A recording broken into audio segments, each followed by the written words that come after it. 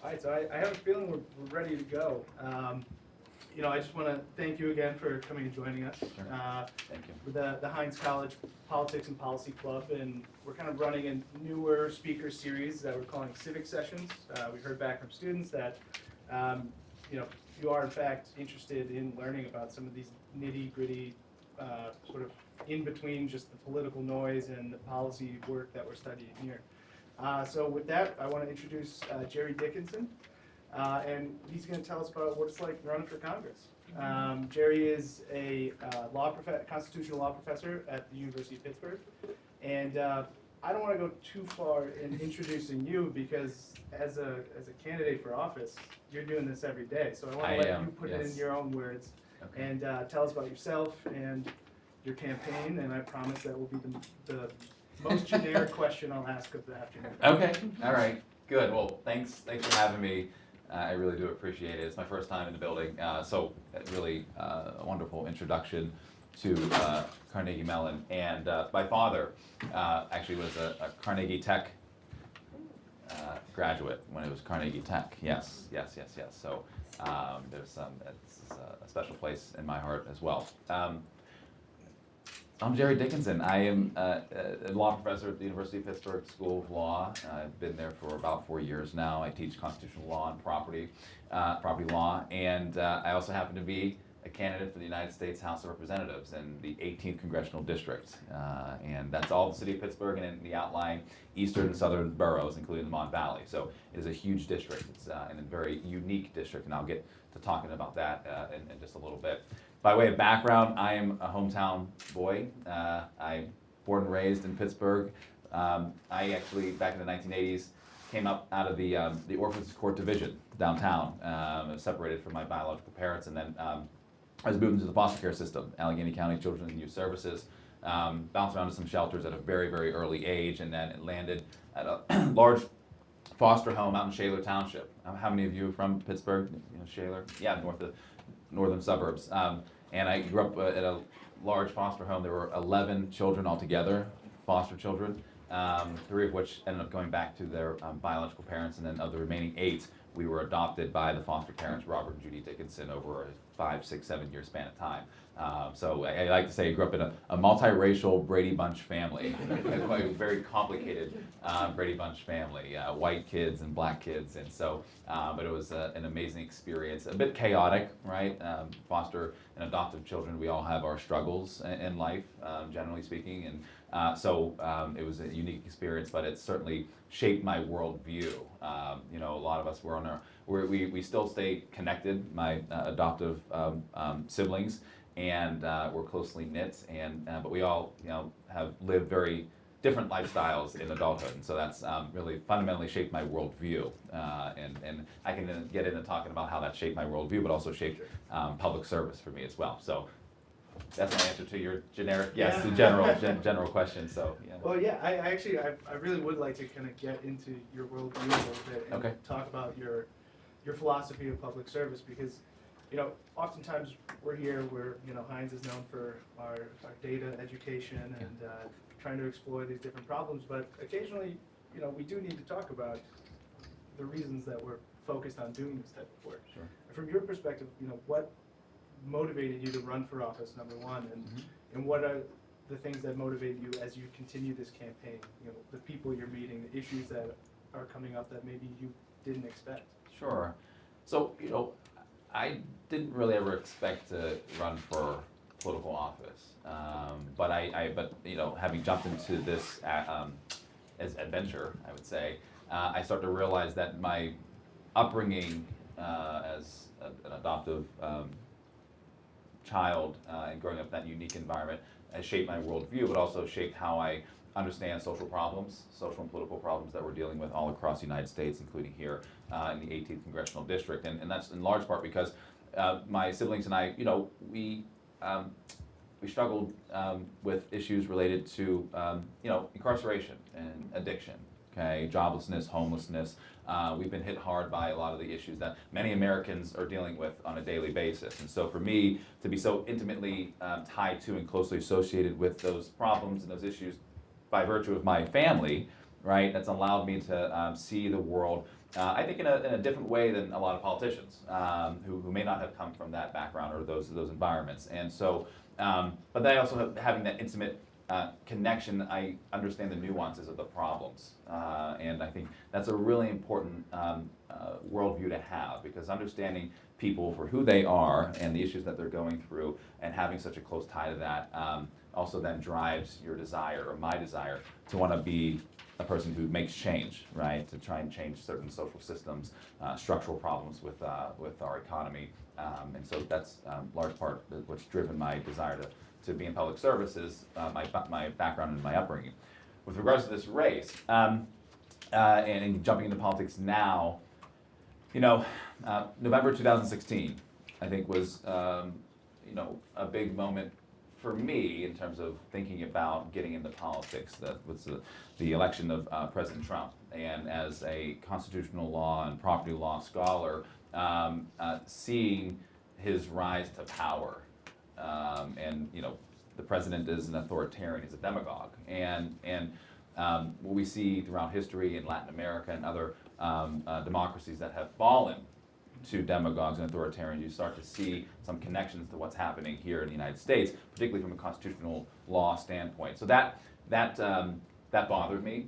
And then in January 2017, you will recall, 2 executive orders were signed by President Trump in quick succession. The first was Executive Order 13767, and that was mandating the construction of a massive wall along the southwest border, this international wall, the border wall.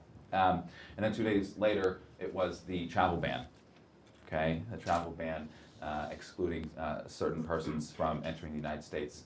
And so those 2 events really triggered me, and in large part because I was asked by the Washington Post to critique and offer an opinion on specifically the border wall and the constitutionality of it, the executive order, why it was going to be so difficult to actually build this international wall, the immigration-oriented policy behind that.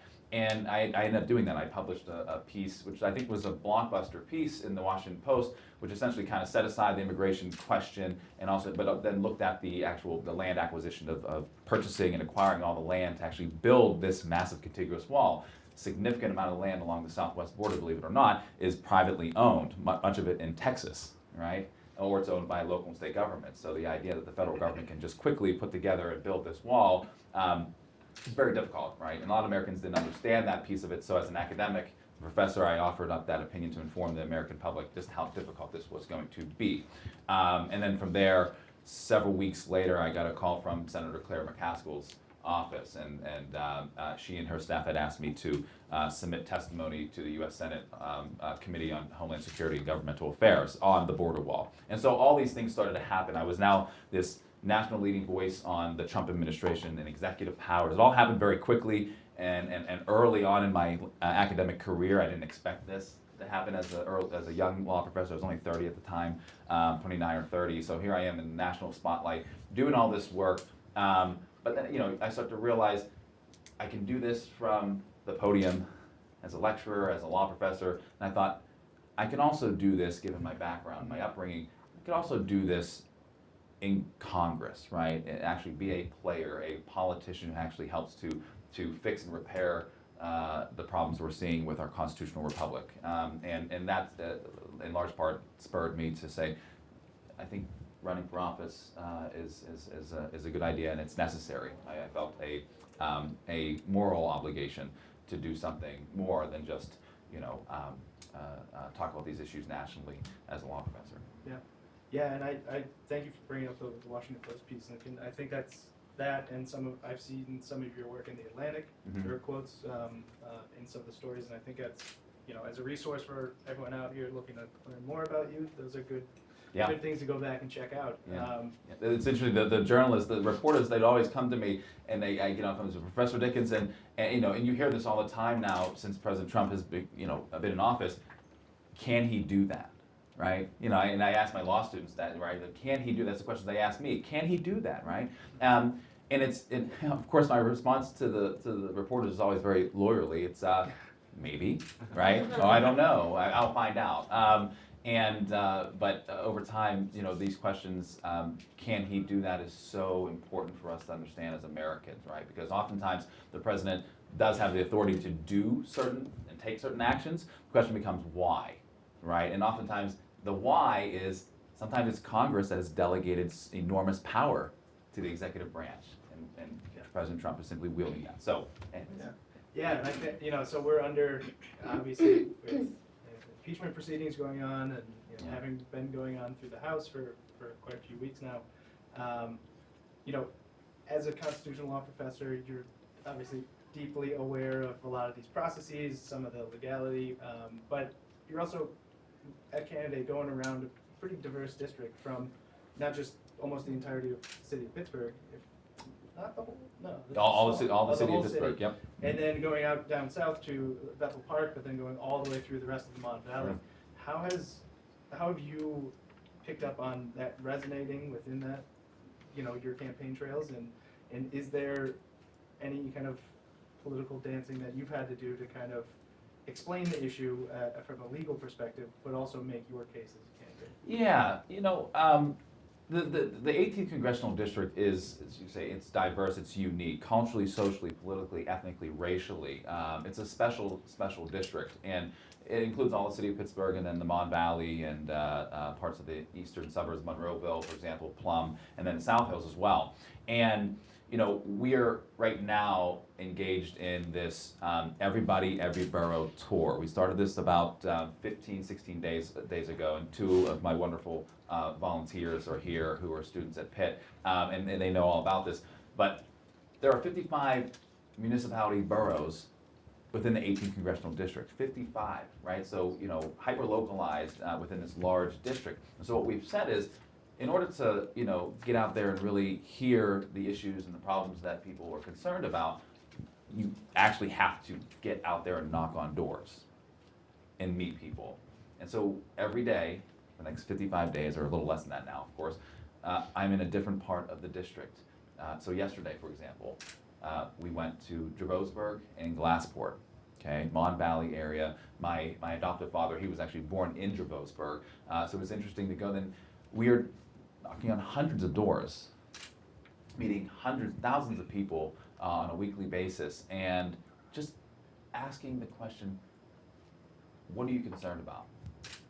And it's amazing. You knock on the door and you say, I'm a candidate for the United States House of Representatives, and people's jaws drop. They're, what? They can't, a politician, but a candidate for Congress is knocking on their door, but then they open up so quickly. You say, what are your concerns? And they just start, and you can tell people that they've wanted to talk about their issues for a long time. They just haven't had a way to do it, particularly with politicians. And so, for example, I met a woman yesterday in Dravosburg. She opened up her door. She said, "Come on in." She offered me coffee, and we sat down and had a long conversation. I had two volunteers with me, and healthcare reform, major issue for her. She struggles with MS, and talked about how oftentimes she's being denied through her health insurance company certain benefits and therapy and other such things. That was a huge concern for her, right? And she wanted to know what was my position on this. Was this something that was on our platform? And of course it is. Healthcare reform is a huge platform for this candidacy.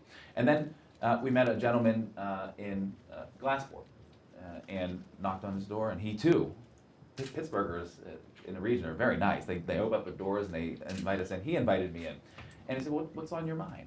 And he kind of pointed in a different direction. He said, "The Clarendon Coach works, right? Clarendon, and the pollution, Yeah. right?" He says, "It's just not, a couple miles away from where I'm at, right here."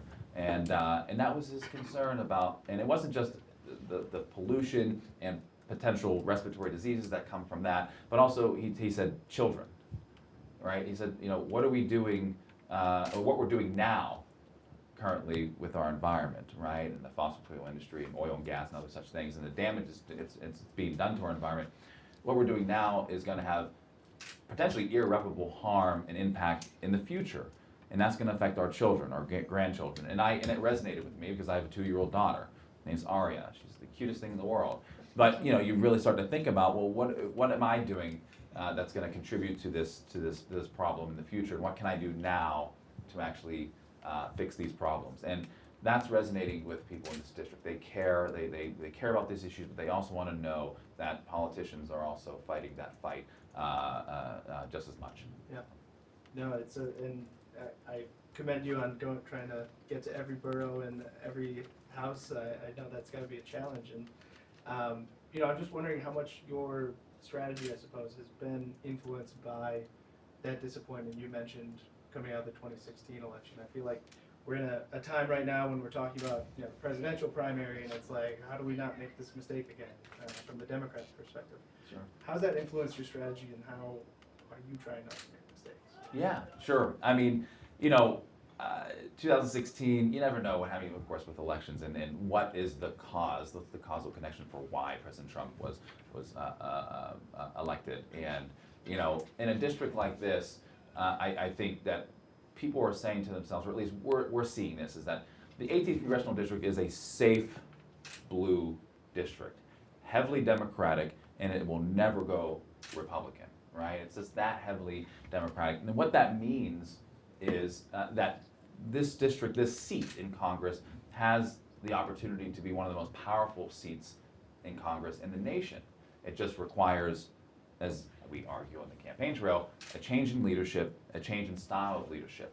In other words, the congressman or congressperson from this district can be bold, loud, and big on all the major issues that truly do matter, because you don't have to worry about being unseated by a Republican. You don't have to necessarily be cautious and careful. And you look at all the major issues that are going on in the United States right now. Our democratic institutions are being destroyed in many ways. We have a healthcare crisis, we have a climate crisis. And so that requires that these safe blue districts have leaders who are big and bold, because if they're not, if they're low key and quiet, it's in many ways a wasted seat. It's a wasted opportunity to be on the front lines and fighting the fight. And when you think about members of Congress who hold safe blue districts, these heavily Democratic districts, you can name them off the top of your head, and they're powerful men and women. Nancy Pelosi, right? Barbara Lee, Maxine Waters, Jamie Raskin, AOC, right? Ayanna Pressley. You can name them, right? And they're bold, they're big, they're powerful. And they use the bully pulpit. They use their safe blue district as a bully pulpit, right? They said, I can take risks and I can be big and bold on all these major issues. And we're saying to ourselves, why not here? In this post-industrial, Rust Belt, progressive enclave, right? We're just a blue island in a sea of red. And so what we have to say in this part of the country, middle of America, one may argue, what we have to say, people listen to us, particularly if that congressman and congressperson is strong, bold, and big. And it's a unique opportunity, but also representing such a diverse electorate here also gives us opportunities to really talk about the issues, and that resonates, and that can resonate nationwide, right? It's a very, very special district. Those districts I mentioned to you before, the safe blue district, typically talk about the East Coast, West Coast, right? We're here, right middle of America, right, in southwestern Pennsylvania. There's something special about that and holding a safe blue seat like this. Mm-hmm. Yeah, and I think just in the past, I think it came out last week, there was a really interesting, the New York Times, The Daily, they had a great podcast talking about kind of the Green New Deal in particular, which you are an advocate for. Yes. Mm-hmm. And how that intersects with the fracking industry, in particular in this region of the state. Yeah. And there's a lot of, I don't know if you haven't taken a listen to it, it's really a pretty interesting piece, and talks about some of the labor's response to some of these different environmental issues. And the person you met along the campaign trail that's worried about Clairton, Yeah. there's also a lot of other people in this district that would Sure. maybe be a little bit hesitant Yeah. for you to be so outspoken about an issue like that. Sure.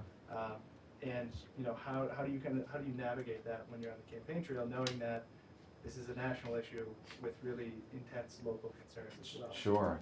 Yeah, the issue oftentimes, it's a balancing act of, jobs and the economy, Mm-hmm. and then the environment, health and safety of our environment. And the two go hand in hand. And with fighting the climate crisis, we can also still preserve and expand the economy and jobs, right? So the Green New Deal, for example, is a robust, right? It's a resolution right now. It's a 14, 15-page resolution, but it's a blueprint for how to transform our economy so that we're carbon-free, right? It's a green initiative. And the one way to think about this in terms of those families that benefit from the fossil fuel industry, those who are working in those plants and other areas, whether it be the fracking, coal, is that if we start to think creatively and innovatively about how to minimize carbon emissions, we start to think about things like a solar industry, right? And other states throughout the country have really taken a strong effort to building these solar economies of sorts.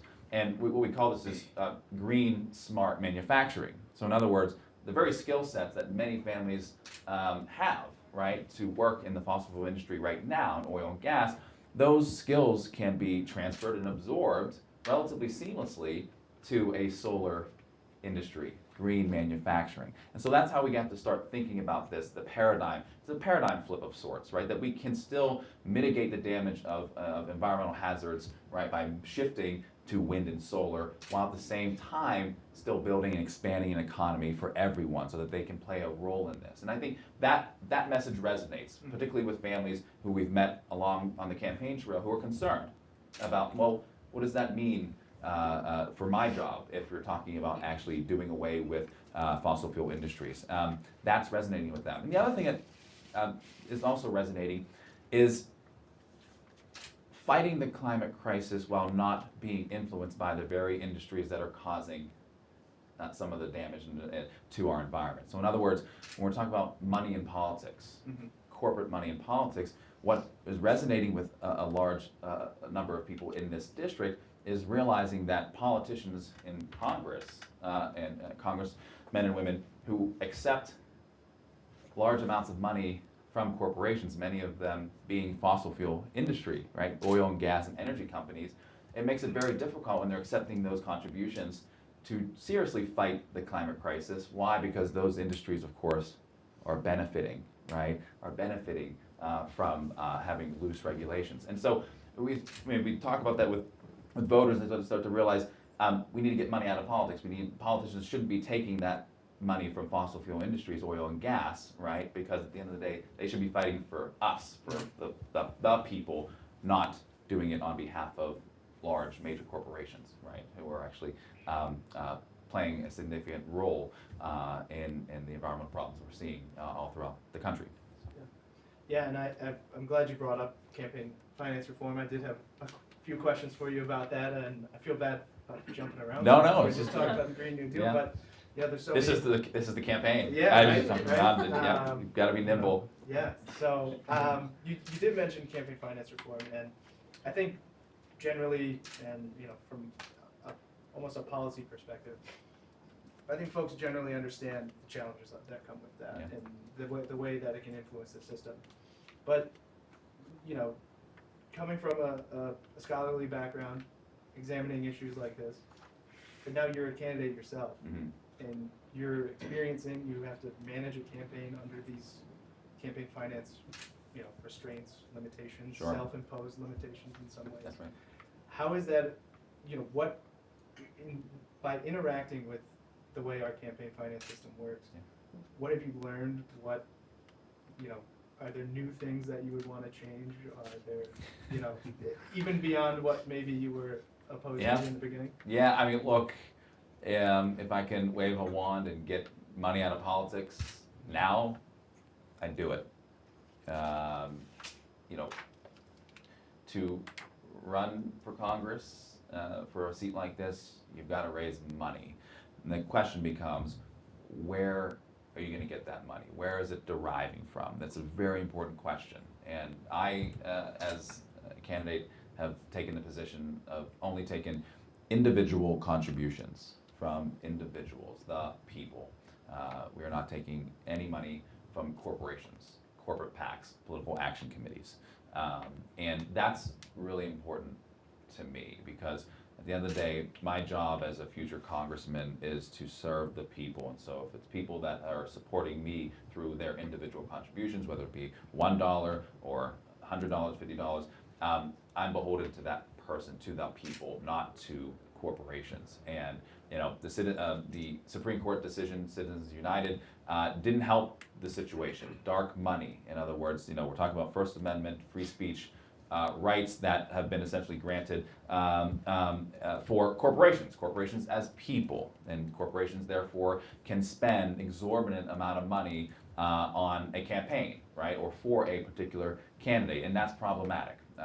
And so I've taken the position that I'm not going to take any corporate money, and I hope that influences other potential candidates and congressmen and women now to do the same thing, right? Because if we can't get Citizens United overturned right now, whether it be through a constitutional amendment or whether it be through actually overturning it through the Supreme Court, then we've got to find other ways to do it, and oftentimes leading, right, by example, and I think this is one way to do it. But that being said, fundraising it's not easy. Yeah. Right? It's a large part of what you have to do as a candidate, and it oftentimes does take away some of the time that you would otherwise want to be out knocking on doors, right, and meeting the voters. But it's an important part of the process. Yeah. So we mentioned a few big policy initiatives so far, and I know generally the kind of the 100 days plan is usually left up for presidential candidates. Yes, but say you were elected. And you're going down to Washington come next January. Yeah. What's your 100-day plan?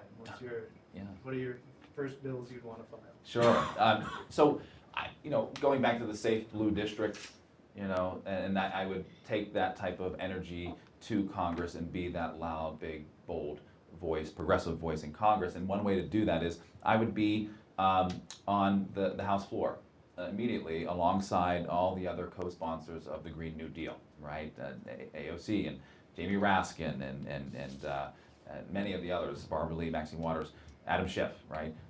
I'd be alongside them supporting the Green New Deal, but again, the difference would be that I would be a strong advocate in middle of America, right? Coming from this safe blue district that sits in a sea of red, and I would be an outspoken advocate for it. And as I mentioned, I would be someone who would want to take the initiative, be a leader, right, in Congress, and take the initiative on trying to start to build and create this solar industry that we're talking about, that needs to be implemented, not just in southwestern Pennsylvania, but elsewhere across the nation. So being a spokesperson for that is something that would be immediate for me.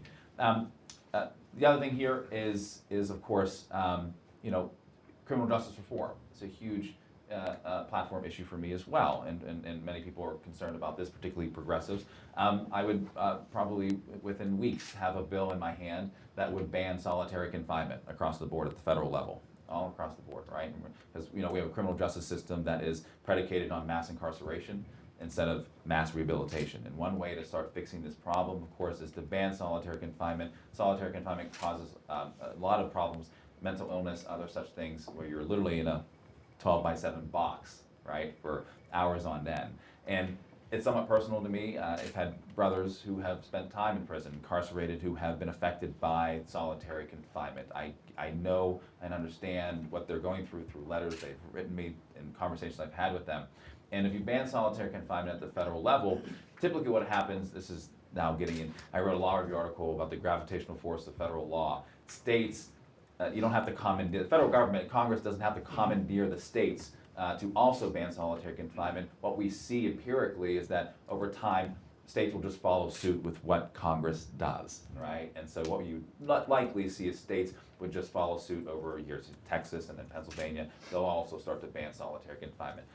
Why is that important? That frees up money, resources to actually then shift it towards rehabilitation, right? Instead of throwing people behind bars and in 12-by-7 boxes, we start to really think about rehab, rehabilitation, and getting people, inmates, ready for life outside the prison walls, and that helps with recidivism rates, right? So that's important. I would be obviously a loud advocate for getting to a single payer Medicare for all, right? I've taken the position that we do need to move swiftly towards a pathway to Medicare for all and overhauling the current system that we have. And again, as I mentioned before, in a safe blue district like this, you can take that position, which is the right, from my perspective, and for many people in this district, the preference is to move towards that system, but you can be bold, right? And you can take the lead on that particular policy initiative, and not worry about the ramifications of it in a seat like this. And that's an amazing opportunity. So as you can see, what we're trying to do with this candidacy is articulate a new vision for this seat, for the 18th Congressional District. Articulate a new vision, but also redefine the role of the representative at the end of the day. And that's what we're doing. And I'm excited. You asked me about my 100 days. I want to be there now. It's really exciting. So this time next year, we'll have to have another conversation. Yeah. You can ask me, how's that 100-day going? Plan going. Yeah. So, kind of in similar line, sort of positioning yourself as, having won, what kind of a representative you'd be like down in Washington. What's one thing that you think Washington doesn't get about the 18th district? Washington doesn't get about the 18th Congressional District. Well, there's a lot of things that Washington doesn't get about a lot of America, right? Yeah. And so, but what I think what it may not get or understand is the amazing opportunity that this district has to be a global powerhouse, a global leader on issues and policy initiatives such as technology and medicine and education, right?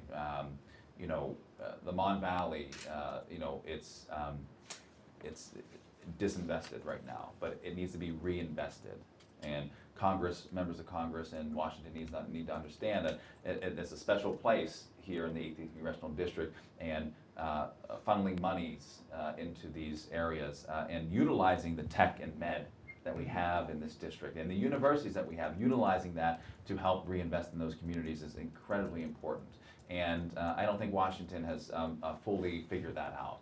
Pittsburgh should be on the national and international map. And we're starting to get there, of course, with these wonderful universities, such as the one that's right here and the one that I also work at as a law professor at the University of Pittsburgh, and many others in this district and in this city. But in order to get there, you'd need to have, this goes back to leadership, right? A transition in leadership and style of leadership, and being a bold voice who's willing to put this district on the map. Right, Yeah. and for the last 24, 25 years, it's just been kind of low key, quiet, and that's largely due to the style of leadership of the current representative. We have this opportunity now to put this district on the map in ways that it hasn't been for a long time. And what better way to do it with young, energetic, a person of color, right, to represent such a wonderful district like this, and I'm looking forward to doing that. Well, I do eventually want to turn it over to all my colleagues here, and give them an opportunity to take a crack at, a few questions. Sure, of course. Get your response. Yeah, absolutely. I know there's quite a few issues that we haven't gotten to yet. One in particular, affordable housing, I know it's very important to you. So hopefully somebody out here has a question Absolutely. for you on that. Yeah. But as one kind of final question, just kind of wrap up my Sure. portion of this, which I'm so happy I got to ask you some questions. I just ask if you have any advice now that you're in the midst of a campaign.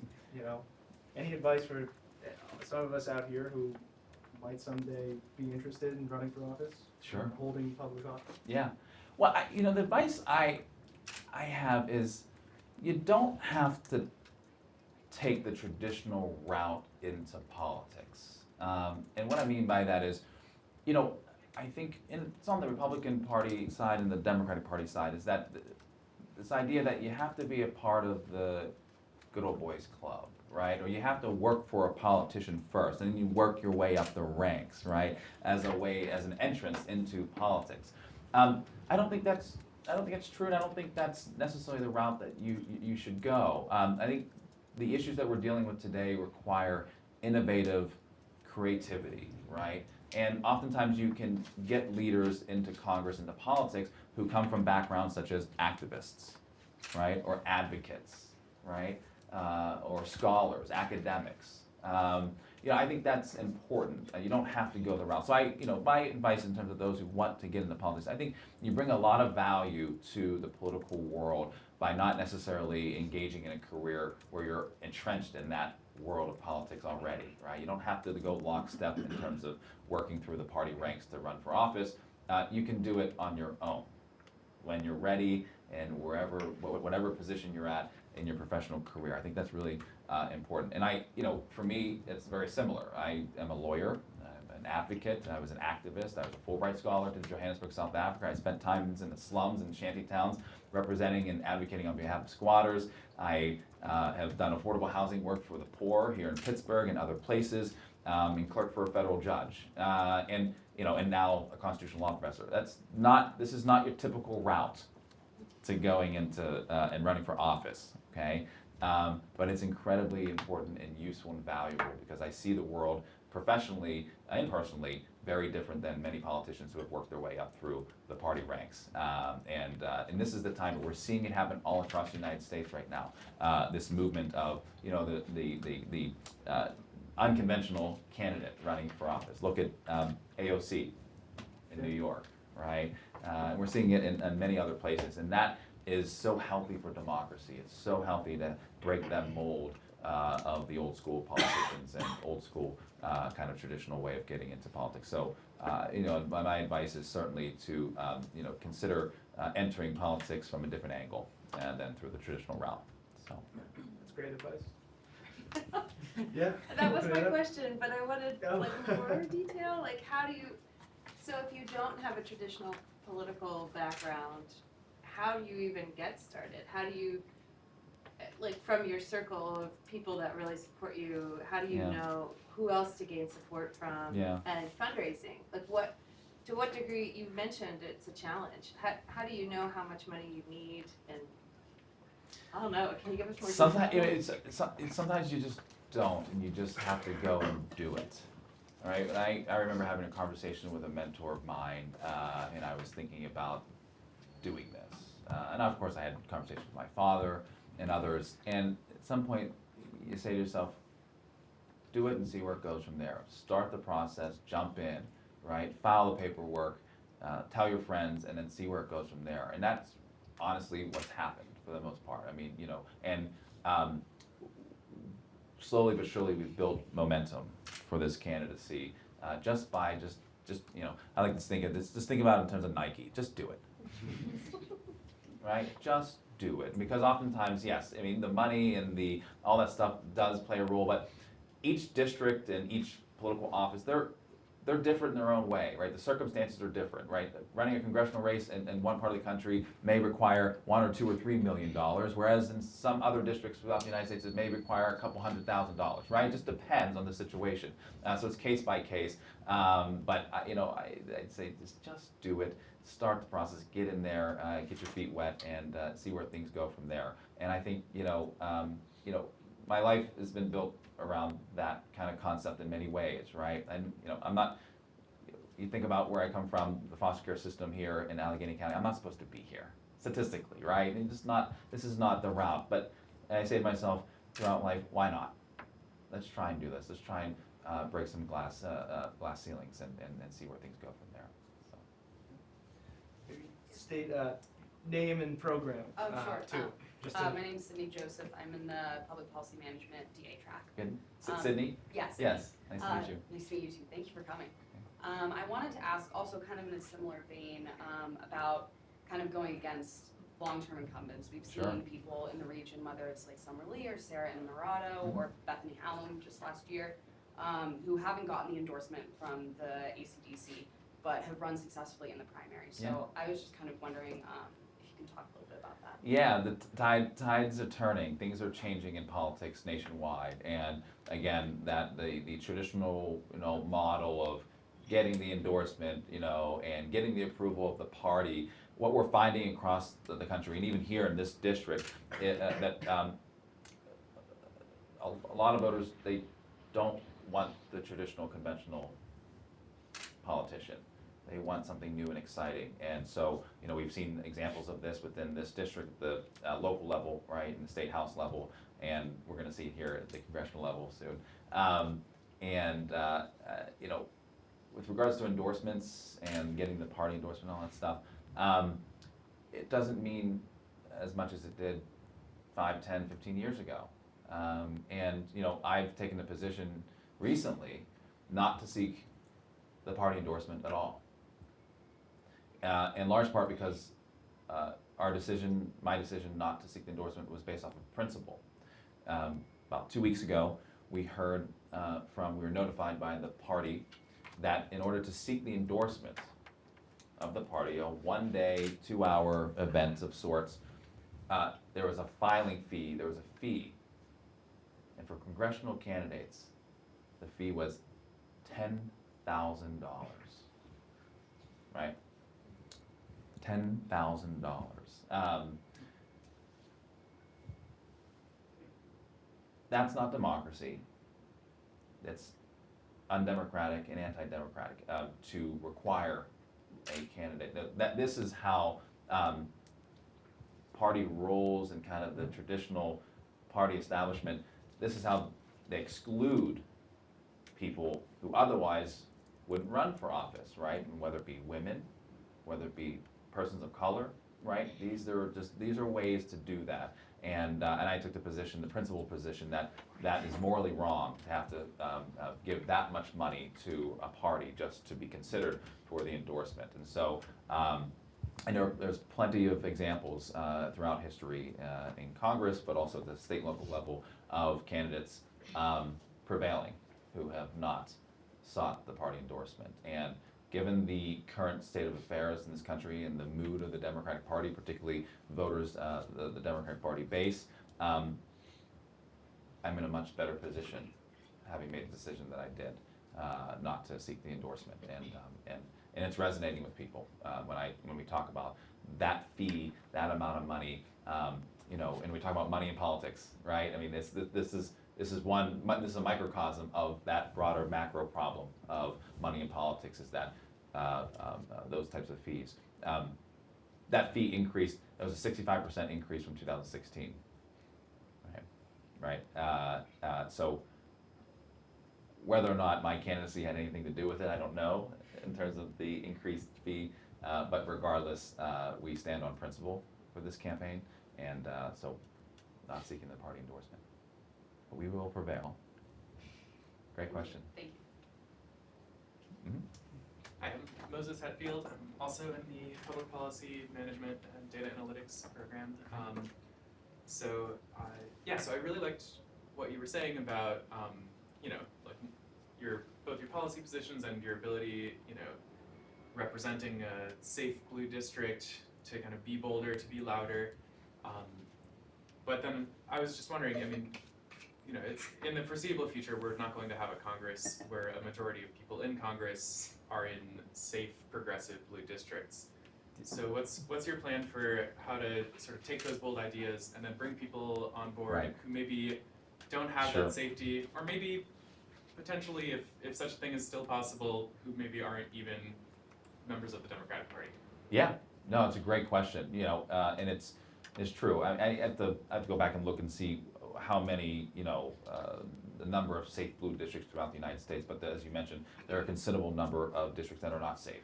The 17th Congressional District, many of you would know, is held by Connor Lamb.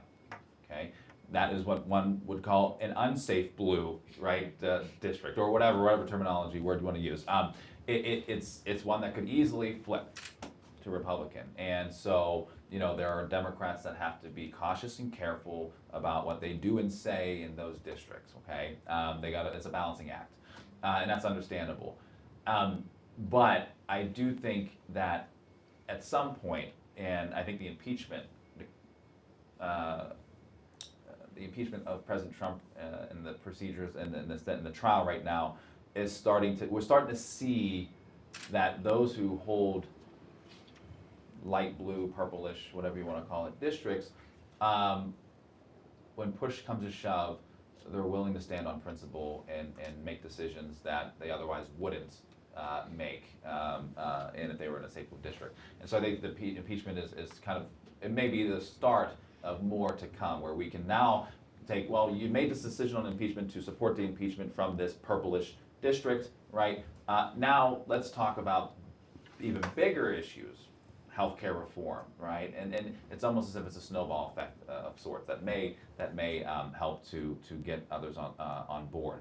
I also think that one way to also influence those who otherwise wouldn't jump on board with major policy initiatives that we're talking about, again, is bold leadership, right? Just being a loud voice and an advocate and being someone who can work with others and influence their decision making on that. And that's important. And so, you know, as an advocate, as a lawyer, someone who's skilled in these areas, I would be someone who'd be very energized to work alongside people like Connor Lamb, for example, to help mold and to get those types of politicians on board with these larger, bigger initiatives. Because, you know, I think that's where we're headed right now in this country, or you know, we have a leftward drift, and I can get into talking about Stephen Skowronek's theory of political time.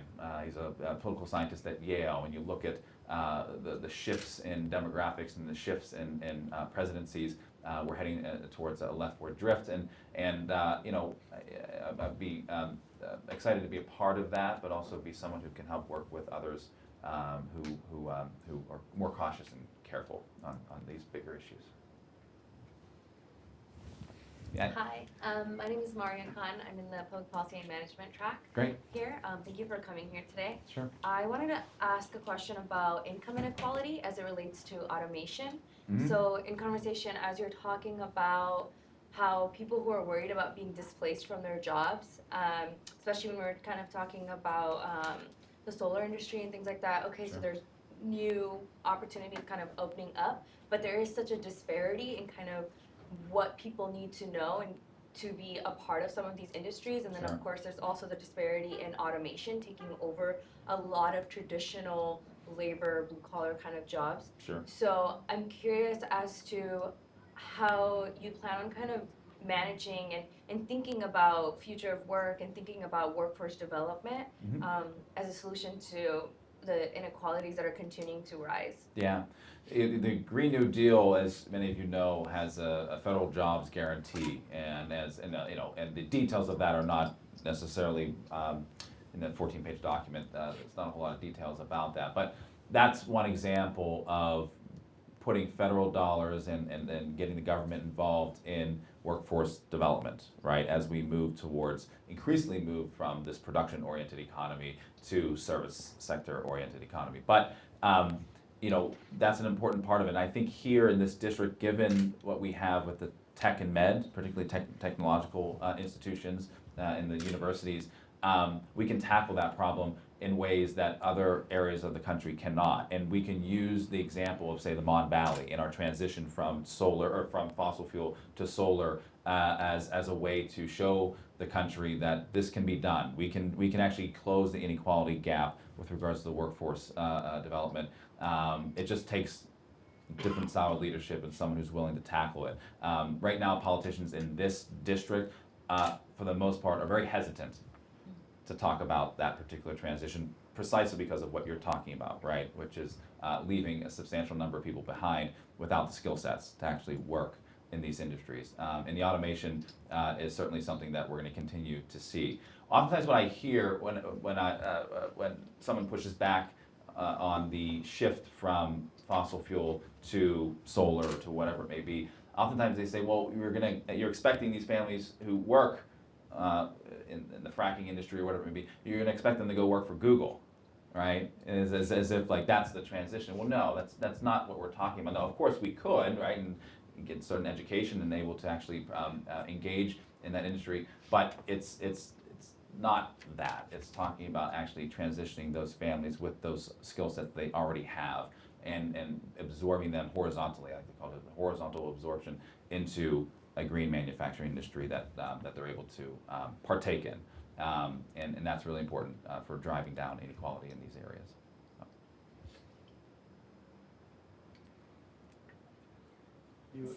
Sorry, so Follow? the No one else wants to bite, so yeah. It's yours. Yeah. This is a different question, but kind of in the same vein of what's been talked about Mhm. before.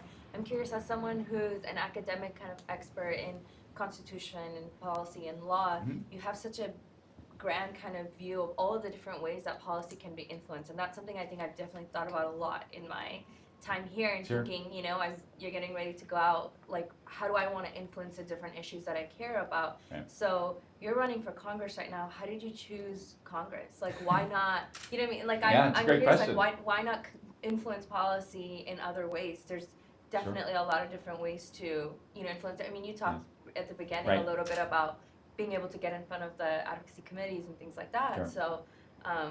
why Congress? You know, why not another way to influence policy? Yeah. So, you know, I think about this in terms of what I've done over the last 10, 15 years of my life. You know, I'm 33 years of age, right? So not that old, right? But I've done a lot, and so I've been in the role of an advocate, helping issues related to affordable housing, right? Representing single mothers, largely many of whom are poor, in eviction proceedings, right? So while that's not influencing policy per se, it is doing public interest work on behalf of the public, those who are marginalized, those who don't have access to resources to help themselves, right? And then, in the role as an academic, as a law professor, I've now done the same thing, helping to inform and influence policy, whether it be affordable housing or on the constitutional law questions at the national level. And having done all of that and seeing what's happening in the country with regards to President Trump and the radicalized Republican Party, I said to myself, my knowledge base in constitutional law, in federal law, is of value in jumping into Congress, because of course Congress is federal office. And for me, it made sense as a seamless transition and understand the issues. And I, from whether it be drafting statutes to congressional delegation of powers to all these issues, I'm well steeped in them. And so entering into Congress and getting into Congress, I think, for me, was important. But also, too, it's also based off of the situation here in the 18th Congressional District for why I'm going to run for Congress and not for some other office. It just so happens that the current incumbent has been there for 25 years. It's a long time, right? And it also just so happens that because this is such a safe blue district and the current congressman has been extraordinarily quiet and low key, right?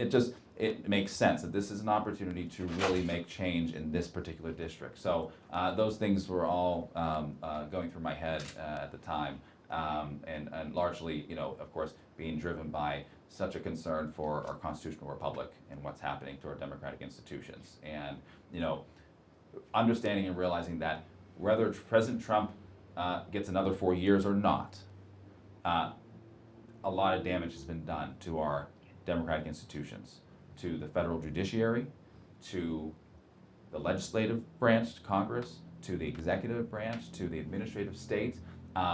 President Trump has wreaked havoc. And those problems and the damage that's been done, that's not going to be fixed overnight.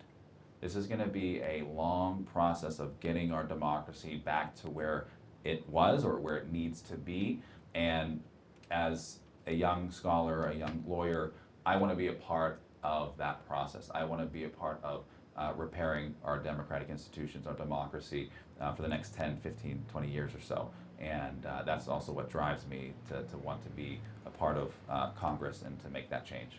It's deeply, deeply concerning for me. And for, of course, many, many Americans. Hi, first of all, yes, thank you for coming. My name is Dave Robusto. I'm also in the Public Policy and Data Analytics program. Sort of jumping off of that, as a constitutional law scholar, you mentioned how you want to be a part of in Congress this mission to sort of get our democracy back on track. I was wondering if you could talk a little more about the specific ways in which you feel this president has sort of derailed us in that regard, and the steps that you would take, the leadership that you would like to enact in Congress of, sort of putting us back onto that, right? Sure, absolutely. It's a great question. All these questions are great. You should all come to the law school, even the law students, public policy law students. Last semester I taught a upper level constitutional law 2 course, and it was fixated on executive powers, and almost the entire syllabus was President Trump and the Trump administration's actions over the last 3.5 years, right? So I walked the students through impeachment for 4 weeks. Impeachment was at the end of my syllabus in November, and then Speaker Pelosi announced impeachment early in September or whatever it be. So I told the students, Tuesday we're talking about impeachment, right? I just flipped everything and brought it forward. And so I walked students through all these different aspects of what's happened over the last 3.5 years, the damage that's been done with the Trump administration, but we wanted to talk about it in a dispassionate, civil manner from a constitutional law standpoint. What does this mean constitutionally? And one aspect of that course that I walked the students through was, and I may have mentioned this earlier, is over the last 70 or 80 years, Congress has delegated enormous power to the executive branch, right? And we walked the students through theories for why that is, and there are all kinds of theories for why Congress delegates power. One, it's much easier to hand the responsibility to make hard decisions to the executive, right? To a president who will be out of office within 4 or 8 years, whereas members of Congress have to get reelected every 2 or of course 6 years. And so that's a problem when that's the decision-making process, to hand the power to unilaterally make decisions on foreign affairs to the executive, or on immigration, okay, or on national security. These are deeply concerning policy questions and issues that we're seeing the president right now wield those unilateral powers. And he'll continue to wield them until Congress steps in, members of Congress, and hopefully me, as well alongside other members of Congress, to rein in those delegated powers. One example is many of you remember, the National Emergencies Declaration this time last year. And I wrote an op-ed in the Washington Post about that. And the problem, of course, was that Congress, within the National Emergencies Act, delegated essentially free rein for the president to declare a national emergency. Didn't even have a definition for what an emergency is in that statute. Didn't even have a guideline or any criteria for what rose to the level of a crisis or an emergency. And so, of course, I think past presidents have been prudent and haven't wielded that statute in ways that would benefit them politically. But with President Trump, he saw an opportunity. And of course, his lawyers saw an opportunity as well. Well, I can't get my border wall funding through Congress, right? Through the typical legislative deliberative process. So, what the president should have done is say, well, I can't get my funding and that's it for the wall, right? Congress said no. Congress holds the purse, right? No. What did he do? He took the National Emergencies Act and he essentially created an emergency or crisis along the southwest border, saying that there was illegal immigration at levels that we hadn't ever seen before. Well, the data suggested that illegal immigration crossing across the border has been decreasing since the Clinton administration, right? I mean, it's been really, the number of crossings is quite, in fact, there's data to suggest that more people are actually leaving, right, across the southwest border. So he concocted a crisis and emergency in order to invoke that law, which then allowed him, of course, to shift congressional funds that had already been appropriated for his border wall, okay? Again, should the president wield that law that way? No, but the question becomes why, and that's an example. Congress delegating enormous power, essentially in law scholars, constitutional law scholars, we call this constitutional dictatorships, right? In other words, Congress giving so much power to the president that in many ways one could foresee the president wielding dictatorial powers on issues related to immigration, foreign affairs. The travel ban is another example of that vast delegated power to the president and allowing him to be able to, in one broad stroke, sign an executive order and ban people from entering the country. Again, another example. So going to your question of what would you do, those are examples of getting into Congress and saying, look, we need to pass or amend these statutes to constrain the executive branch. And it'll get pushback, right? There are those who do believe that Article 2 of the Constitution permits the president to do anything he wants. And we have a president who believes that Article 2 grants him that power. It's on Congress now, particularly what we've dealt with over the last 3.5 years. It's on Congress now to go back to the drawing board and to repair that defect in our constitutional republic. And then just really quick follow-up, do you think that is possible within the current demographics of Congress, or do you think there needs to be a change in the sense that, let's say with McConnell still as the majority leader of the Senate, like, do you think that is possible within how the Congress is now, or do you think it requires a change in either, the leadership of Congress or the party that's in power in the Senate, or? Yeah, both. I mean, Mike Lee out of Utah was probably the first congressperson to propose going back to the drawing board on the National Emergencies Act. He's a Republican, right? And so there's room to do that now.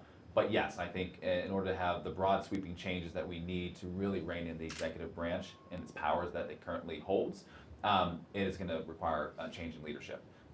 Whether that's going to happen anytime soon, I don't know, right? The Republican Party has been, radicalized, and the populist movement across the United States that we saw help to push Trump into the presidency. We're not so sure there's any signs right now that is going to tone down. But and the concern going off of that is that this kind of constitutional dictatorship, right? These types of powers are what have allowed democracies in Latin America to fall victim, okay, to authoritarianism, right? In other words, these are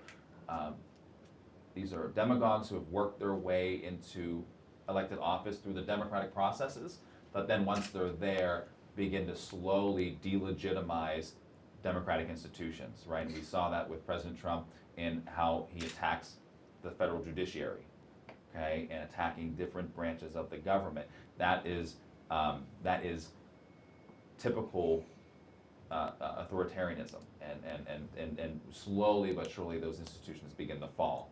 Okay, but it's largely because those powers had been delegated to the executive branch. So that's a huge concern for me, and I think for a lot of Americans, and I want to be a part of repairing that problem in Congress once I get there.